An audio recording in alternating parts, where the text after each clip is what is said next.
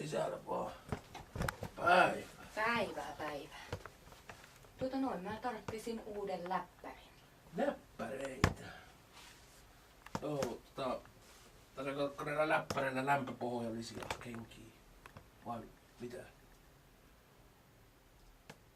Niin. Mitä tarkoitat läppärillä? Siis tietokonetta. Tietokoneetta. Joo, nämä nykyään nuoret semmoset. Joo. No mulla on tässä kyllä tässä tämmönen HP-merkki, niin mä en tiedä oikein. Tää tuli mulle vaihdossa tuommoinen, katoppa. Sitten on se on tämmönen vähän uusi malli, mutta tää on sitten kyllä ihan huomattavasti kalliimpi.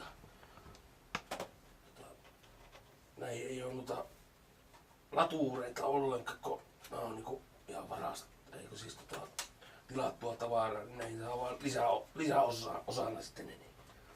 Oi vittu, että mä ei saa aukies. Mutta kuitenkin tuommoinen on tuo toinen. Potkattu sitä, että mä oon tämmönen.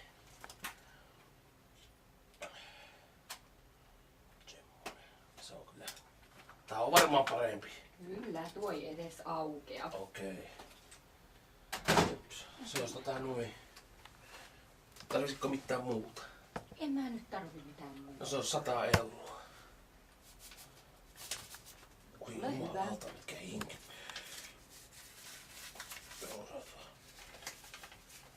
joo, kyllä. Kiitoksia. Jeps, no niin. Ei muuta kuin hyvää päivän jatkua. Kuin myös. Joo, sitähän voi